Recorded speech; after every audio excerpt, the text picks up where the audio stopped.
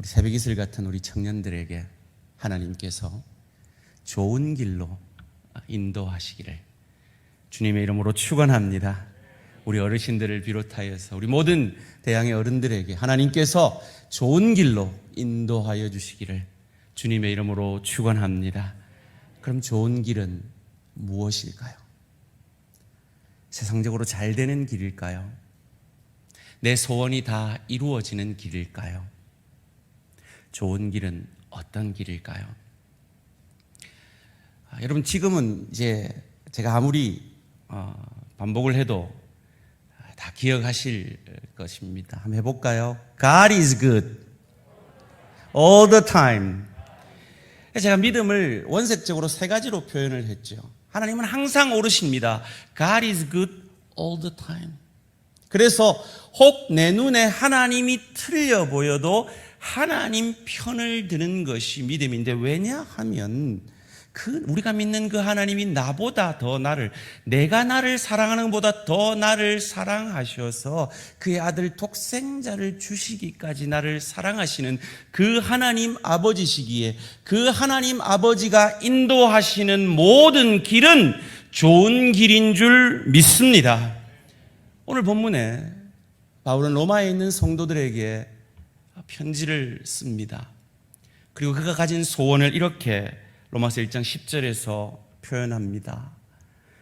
어떻게 하든지 이제 하나님의 뜻 안에서 너희에게로 나아갈 좋은 길 얻기를 구하노라. 바울은 로마로 가는 좋은 길을 얻기를 원했습니다.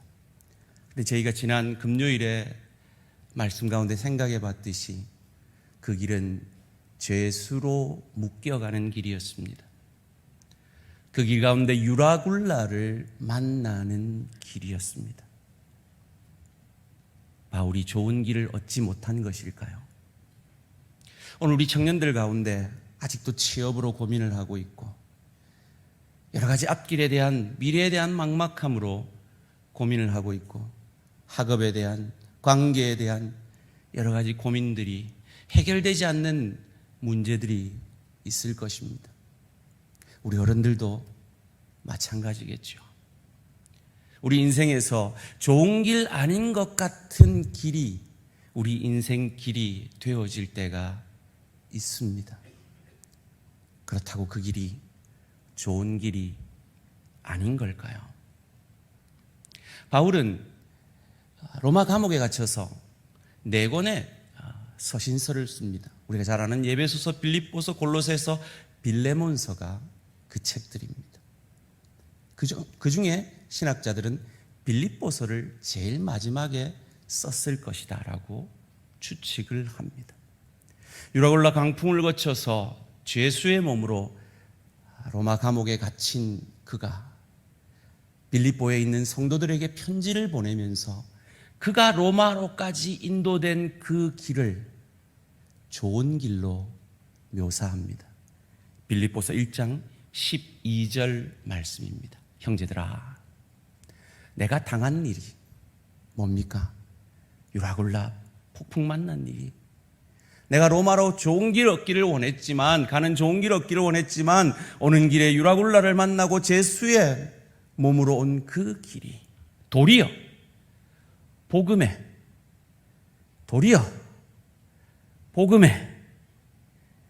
이쯤 되면 띄어야지. 도리어 복음 전파에 진전이 된 줄을 너희가 알기를 원하노라. 그가 지나온 길들을 돌아보며 빌립보 교회 성도들에게 편지하면서 내가 죄수로 좋은 길 얻기를 원했지만, 로마로 가는 좋은 길 얻기를 원했지만 죄수로 간 그 길이, 오면서 유라굴라를 만난 그 길이, 지금 갇혀있는 이 시간들이 좋은 길이라 해석되어질 수 있음을 그는 고백하고 있습니다. 어찌 이런 고백이 가능할까요? 이어지는 13절에서 그가 그 이유를 이렇게 설명합니다. 이러므로 나의 매임이 그리스도 안에서 모든 시위대안과 그 밖의 모든 사람에게 나타났으니. 당시에 이 로마 감옥 시위대를 관할하는 시위대 병사들은 약 9천 명 정도였다라고 추측을 합니다. 그리고 그 감옥을 관할하는 청소하는 사람도 있을 것이고 음식을 하는 사람도 있을 것이고 여러 가지 그것을 돕는 사람들을 약 1,000명 정도라고 신학자들은 예상합니다. 그러면 바울이 감옥에 갇혔기 때문에 만나는 사람들의 숫자가 10,000명이나 되었던 겁니다. 바울이 감옥에 갇힌 것도, 죄수로 로마에 온 것도, 유라굴라 폭풍을 만난 것도 좋은 길이었다고 해석하는 이유가 여기에 있습니다. 왜요? 그의 전 삶은 복음 전하는 것이 그의 삶의 전적인 목적이었기 때문입니다. 복음을 위해 사는 것이 그의 전 인생이었기 때문입니다. 그래서 그는 사도행전 28장 23절에서 그의 일상을 이렇게 전하죠. 그들이 날짜를 정하고 그가 유숙하는 집에 많이 오니. 온 사람들이 누구였습니까? 시위대 사람도 있고, 청소하다 만난 사람도 있고, 배식하다 만난 사람도 있고, 그 모든 사람들이 그가 유숙하는 그 가택연금의 집에 많이 오니 바울이 아침부터 저녁까지 강론하여 말씀을 전하여 하나님의 나라를 증언하고 모세의 율법과 선지자의 말을 가지고 예수에 대하여 권하더라. 말씀을 전하니까 어떻게 된다고 우리가 방금 찬양했습니까? 물이 변해 포도주가 된다고요. 거친 파도가 잔잔해진다고요. 죽은 나사로가 살아난다고요. 이 복음의, 이 말씀의 역사를 바울이 체험했기 때문에 그는 감옥에 갇힌 것도, 유라굴라 폭풍을 만난 것도, 죄수로 로마로 온 것도 좋은 길로 해석을 하고 있습니다. 더 나아가서 그가 갇힌 것 때문에 그를 시기하는 사람들이 열심히 전도하기 시작합니다. 이어지는 빌립보서 1장 14절 15절 말씀입니다. 형제 중 다수가 나의 매임으로 말미암아 주 안에서 신뢰함으로 겁없이 하나님의 말씀을 더욱 담대히 전하게 되었느니라. 15절 말씀, 어떤 이들은 투기와 분쟁으로, 어떤 이들은 착한 뜻으로 그리스도를 전파하니.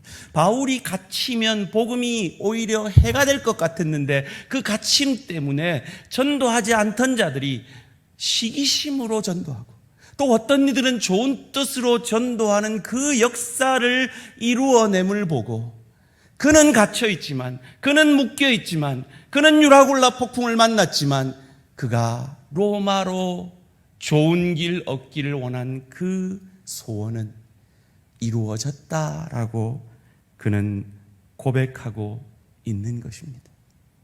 소원합니다. 사랑하는 우리 청년들, 우리 대항의 성도님들, 복음으로 저와 여러분의 삶을 해석함으로 좋은 길 걸어가고 있는 자신임을 인정하고 믿으시고 재해석해낼 수 있는 믿음의 사람들 되시기를 주님의 이름으로 축원합니다. 왜요? 그 이유가 무엇입니까? God is good all the time. 그러기에 혹 내 눈에 하나님이 틀려 보이는 유라굴로 속에서도, 죄수됨의 속에서도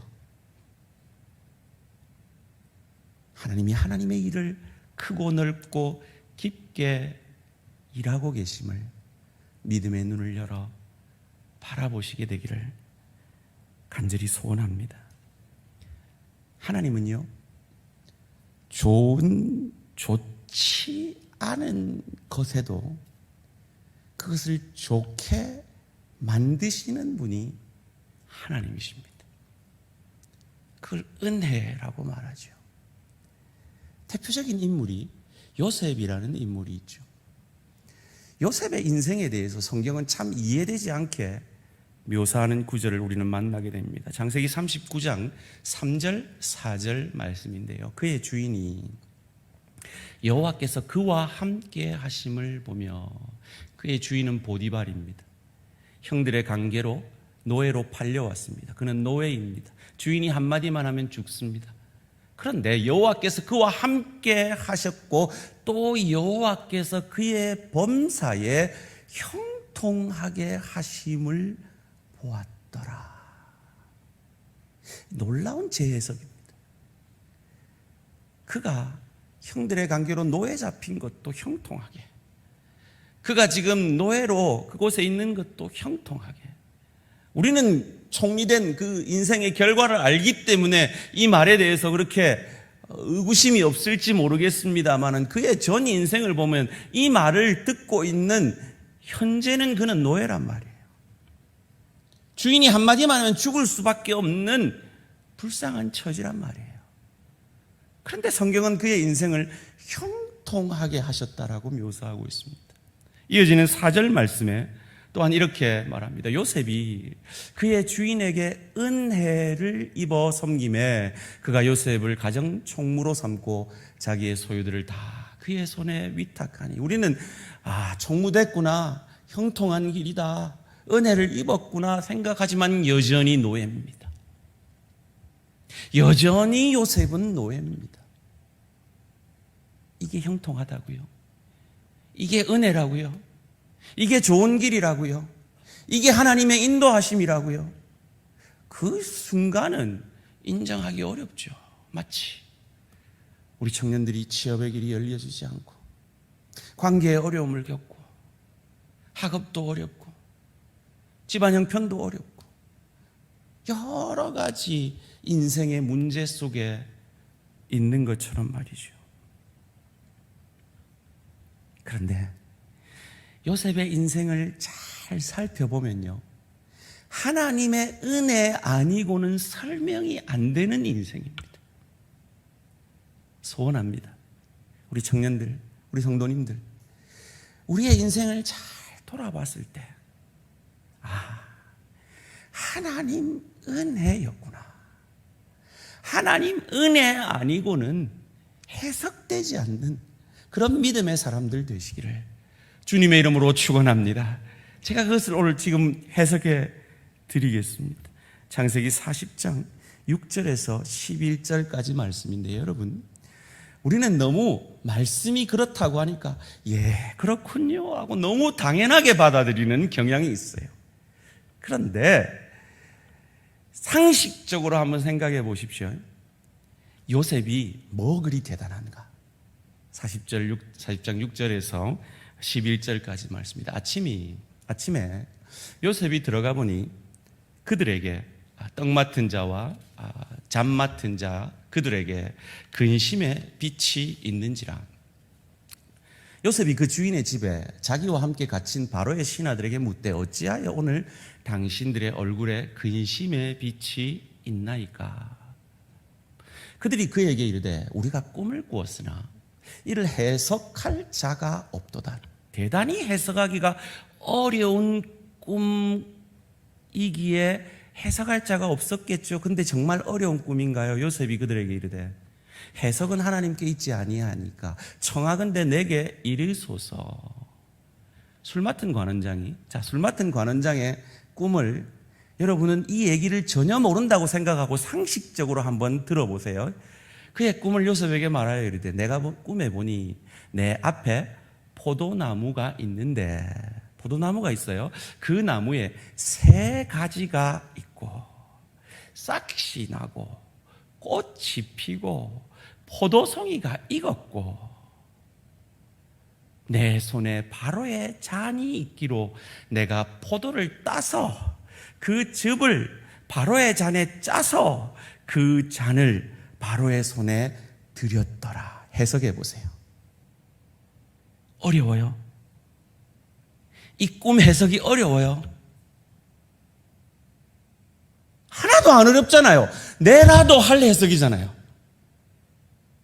당신 사흘 뒤에 바로가 불러서 다시 그 일로 복귀합니다. 자, 그러면 떡 맡은 관원장의 꿈은요, 창세기 40장 16절에서 19절까지 말씀입니다.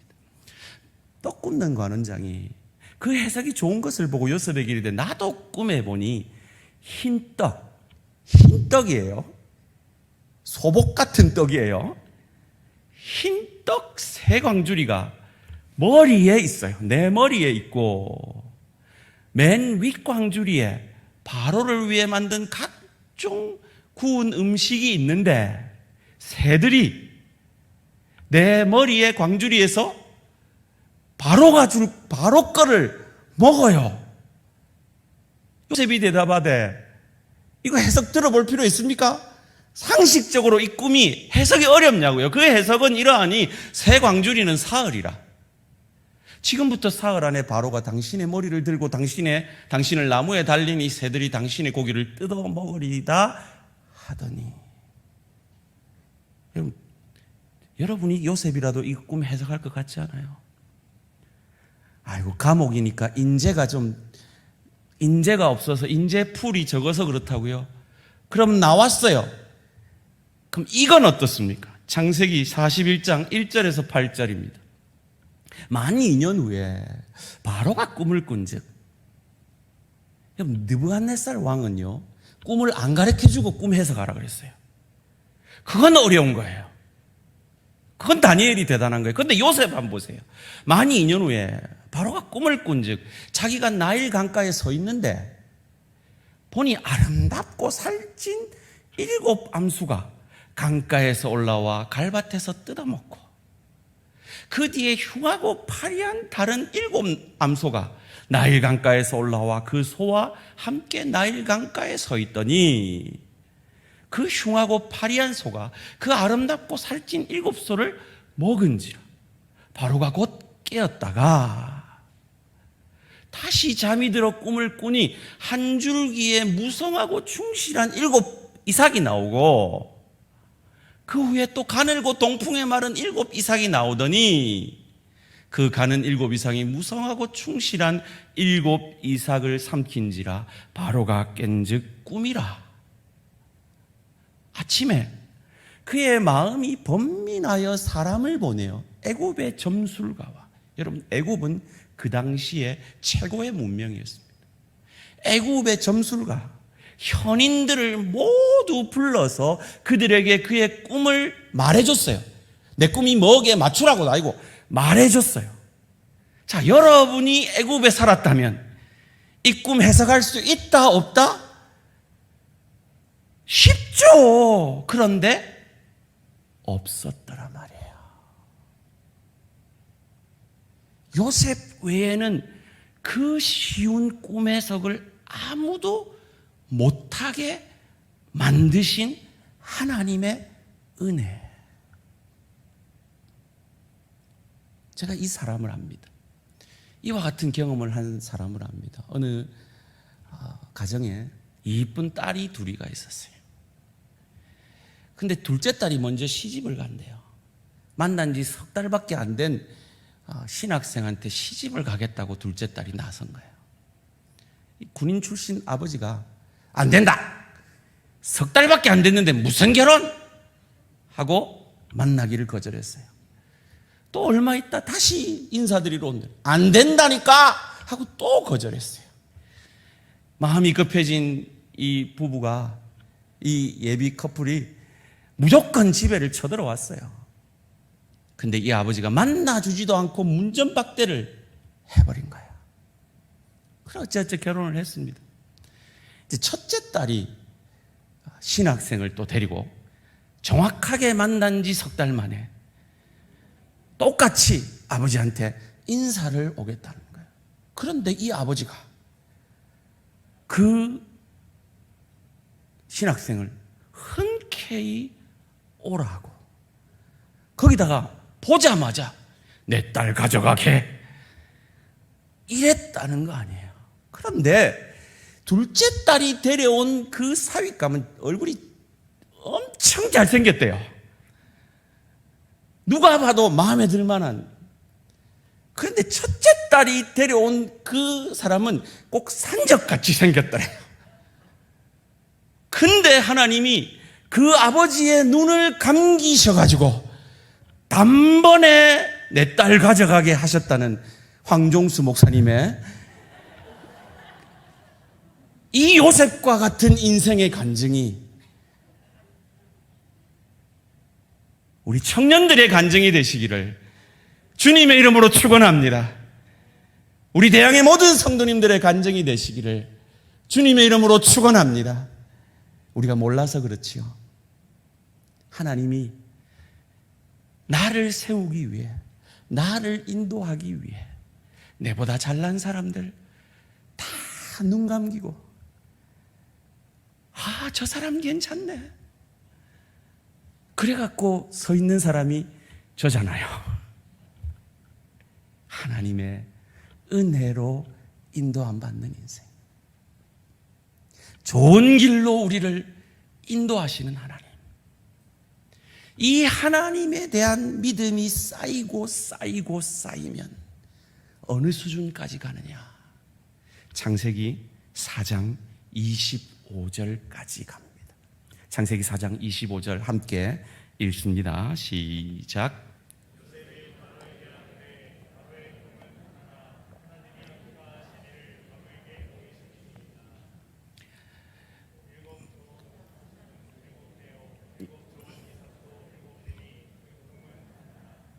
자, 이건 내가 해석을 했으니까 넘어가고요. 창세기 4장 25절, 그 다음 구절을 띄워주십시오. 창세기 4장 25절 말씀입니다. 함께 읽습니다. 시작. 아담이 다시 자기 아내와 동침하며 그가 아들을 낳아 그의 이름을 셋이라 하였으니 이는 하나님이 내게 가인이 죽인 아벨 대신에 다른 씨를 주셨다 하며. 띄워주세요. 그대로 띄워주세요. 25절 말씀. 아담이 다시 자기 아내와 동침하며, 바로 이 직전에 무슨 사건이 있었습니까? 부모로서는 도저히 감당하기 어려운 시험. 첫째 아들 가인과 둘째 아들 아벨이, 그 첫째 아들이 둘째 아들 아벨을 죽인 사건이 등장합니다. 여러분, 이 사건을 경험한 어미의 마음은 어떨까요? 하나님 우리를 만들어 놓고 기껏 이런 일 경험하게 하려고 우리를 만드셨어요. 그럴 만한 정말 나쁜 길이고 나쁜 일이잖아요. 그런데 다시 동침함에 그가, 여기서 그는 정확하게 표현하면 그녀가로 표현돼요. 이브입니다. 하와입니다. 하와가 아들을 낳아 그의 이름을 셋이라 합니다. 그리고 그 원망스러운, 태어난 것조차도, 만들어진 것조차도 원망스러울 그때 이 하와가 고백합니다. 하나님이 주어가 됩니다. 하나님이 내게 가인이 죽인 아벨 대신에 다른 씨를 주셨다 하며, 도저히 좋은 길이라고는 상상할 수 없는 그 상황 가운데 하와는 좋은 길을 주시는 하나님을 떠올립니다. 그런데 그 아들 태어났더니 영 시원찮은 거예요. 26절 말씀입니다.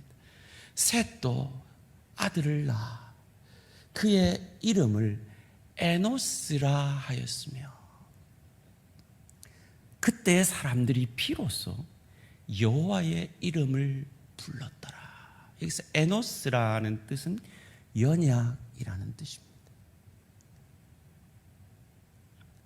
셋의 후손으로 에노스를 주셨는데 연약한 거예요. 좋은 길이 아닌 거예요. 그런데 그것이 좋은 길인 것은, 그 연약이 좋은 길인 것은 그때의 사람들이 비로소 여호와의 이름을 불렀기 때문입니다.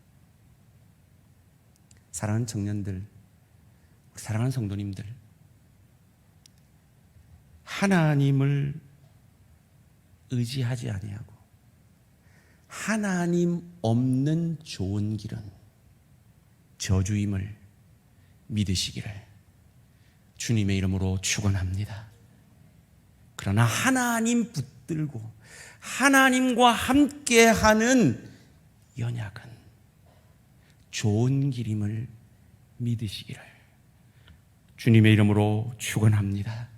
이 4장 다음에 5장에 아담의 족보가 나옵니다. 그리고 창세기 6장 1절에서 3절은 이렇게 말합니다. 사람이 땅 위에 번성하기 시작할 때 그들에게서 딸들이 나니 하나님의 아들들이 사람의 딸들의 아름다움을 보고 자기들의 좋아하는 모든 여자를 아내로 삼는지라. 여호와께서 이르시되 나의 영이 영원히 사람과 함께 하지 아니하리니 이는 그들이 육신이 됨이라. 그러나 그들의 날은 120년이 되리라 하시니라. 그럼 가인의 자손들을 살펴보면 소위 말해서 오늘날로 말하면 철광왕이 되어지는 두발가인, 목축왕이 되어지는 유발, 그 자손들이 문화의 조상이 되어지는 세상적으로 잘 나가는 인생들이 되어집니다. 하나님 없이 좋은 길을 가게 됩니다. 그런데 그 길을 성경은 저주라고 말합니다. 그리고 하나님과 함께하는 연약은, 하나님의 이름을 부르게 만드는 연약은 참 축복이라고, 그 에노스를 통해 하나님은 참 복인 오실 메시아를 우리에게 허락하시는 것입니다. 말씀을 맺겠습니다. 사랑하는 우리 대학 청년부, 귀한 새벽이슬 같은 우리 청년들, 좋은 길이 무엇입니까? 여러분의 인생이 잘 되면 좋은 길입니까? 여러분의 소원이 다 이루어지면 좋은 길입니까? 물론 그런 좋은 길로 우리 청년들이 인도함 받기를 원합니다. 그러나 무엇보다도 좋은 길은 하나님과 함께하는, 하나님의 이름을 부르는, 우리의 연약함을 고백하는 그 길임을 믿으시기를 주님의 이름으로 축원합니다. 좋은 길을 정리합니다. 좋은 길은 내가 보기에 좋은 길이 아니라 하나님이 보시기에 좋은 길입니다. 소원합니다. 우리 청년들, 내가 보기 좋은 길이 아니라 하나님이 보기 좋은 길을 걸어가는 믿음의 사람들 되시기를 주님의 이름으로 축원합니다. 두 번째로, 좋은 길은 가는 도중에 알 수 있는 것이 아니라 도착하니 알게 되는 겁니다. 가는 도중에는 유락을 놓습니다. 가는 도중에는 노예의 신분으로 잡혀갑니다. 가는 도중에는 감옥에 갇히는 신세가 됩니다. 그러나 궁극적으로 돌아보니 그 일로 바울은 10,000명의 사람들에게 복음을 전하게 됩니다. 도착하니, 인생을 마무리해보니 알게 되는 것입니다. 소원합니다. 그 도중에서 하나님이 틀려 보여도 하나님 편을 드는 우리 청년들 되어서 도착해보니, 하나님은 항상 옳으시구나. 도착해보니, 하나님은 정말 내가 나를 사랑하는 것보다 더 나를 사랑하시는 내 아버지 하나님이구나 고백하게 되는 우리 청년들 되시기를 주님의 이름으로 축원합니다. 결론적으로 하나님은 당신의 사랑하는 자녀들을 항상 좋은 길로 인도하십니다. 그 증거가 저와 여러분이 믿는 십자가 복음입니다. 세상 나가보십시오. 여러분보다 잘난 사람들이 얼마나 많습니까? 여러분보다 똑똑한 사람들이 얼마나 많습니까?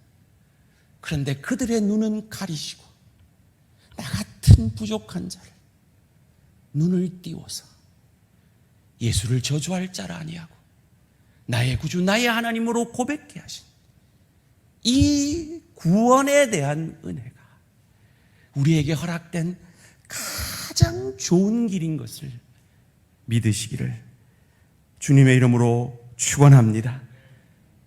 그 좋은 길을 확신하는 하나님의 사람은 유라굴라 속에서도, 감옥에 갇혀있는 그 속에서도 좋은 길로 해석해낸 바울처럼 노예의 신분으로 억울한 누명을 쓰고 죽음의 위기 가운데 있을 그때에도 하나님이 내 인생을 주관하시고 형통케 하시고 내 인생을 인도하심을 믿고 그의 인생을 좋은 길로 재해석해낸 요셉처럼 우리 안에 시작하신 그 구원을, 그 좋은 길을, 그 가장 큰 축복을 완성의 날까지 이루실 그 하나님을 바라보고 여러분의 인생 걸음걸음 하나님이 틀려 보일 그때에도 하나님 편을 들므로 하나님이 확인케 하실 그때에 하나님이 정말 나보다 더 나를 사랑하시는 하나님이시며 내 인생을 좋은 길로 인도하신 하나님이심을 믿음으로 고백하게 되는 우리 모든 대항의 청년들, 우리 모든 대항의 성도님들 되시기를 주님의 이름으로 축원합니다.